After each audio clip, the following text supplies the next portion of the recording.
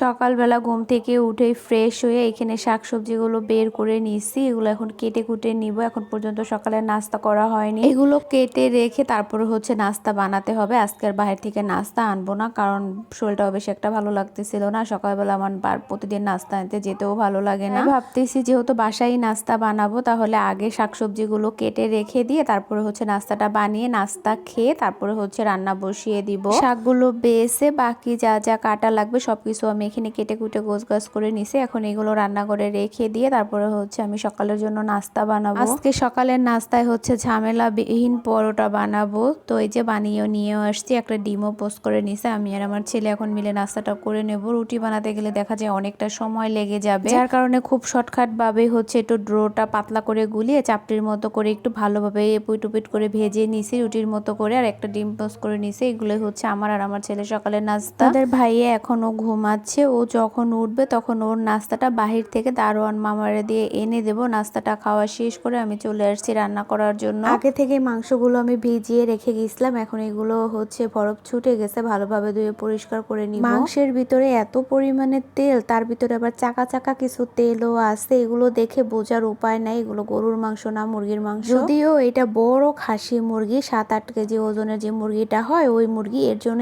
এত পরিমাণে তেল এর ভিতরে। মাংসগুলো ভালোভাবে ধুয়ে রেখে দিয়ে তারপরে হচ্ছে এখানে আমি শাকগুলো ধুয়ে নিছি। আর শাকগুলো আগে থেকে অনেকটা সময় আমি ভিজিয়ে রেখে দিছিলাম। আগে থেকে অনেকটা সময় ভিজিয়ে না ধুয়ে নিলে দেখা যায় শাকের ভিতরে যে আলগা বালুটা থাকে ওইটা চলে যায় না। তো শাকগুলো হচ্ছে আমি ভালোভাবে ধুয়ে এখানে মাংসগুলো সব ময় মশলা দিয়ে আমি এখানে মাংসগুলো ম্যারিনেট করে নিছি। এগুলো এখন এইভাবে কিছুক্ষণের জন্য ডিপ ফ্রিজে আমি ঢাকনা দিয়ে রেখে দিব। রান্না করার কিছুক্ষণ আগে বের করে তেলের ভিতরে পেঁয়াজটা একটু ভেজে তারপরে হচ্ছে এই মাংসগুলো কষিয়ে আমি রান্না করে নেব। আর এইভাবে মাংসটা রান্না করলে একদম গরুর মাংসর মতো লাগে। হঠাৎ করে কেউ খেলে তো বোঝার উপায় না এটা গরুর মাংস কিনা মুরগির মাংস। ডালটাও আমি এখানে বসিয়ে নিছি, হলুদের গুঁড়ো, লবণ আর হচ্ছে টমেটো দিয়ে। ডালটা চুলায় বসিয়ে রেখে আমি হচ্ছে একটু বাসার নিচে যাচ্ছি। দারোয়ান মামাকে সকালবেলা সিম আনতে পাঠাইছিলাম, উনি আনছে কিনা সেটা জানার জন্য। সিম দিয়ে লাউ শাক ভাজি করব। গতকালকে যখন শাকটা কিনছিলাম ওই সময় সিমটা অনেক বিশ্রাইছিলাম কিন্তু পাইনি, এই জন্য মামাকে বলছি সকালবেলা কোনো তরকারিওয়ালা আসলে আপনি আমার জন্য 1 পা পরিমাণে সিম রেখে দিবেন। তো মামা সেই অনুযায়ী সকালবেলা সবজিওয়ালারা আসছিল ওইখান থেকে রেখে দিয়েছে। তো সিমগুলো নিয়ে আমি বাসায় এসে ছোট ছোট করে একটু কেটে নিলাম, সাথে একটু লাউও কেটে নিয়েছি। আজকে ডাল দিয়ে লাউ রান্না করবো। আর আমার এই ভিডিওটা যেহেতু বেশ কয়েকদিন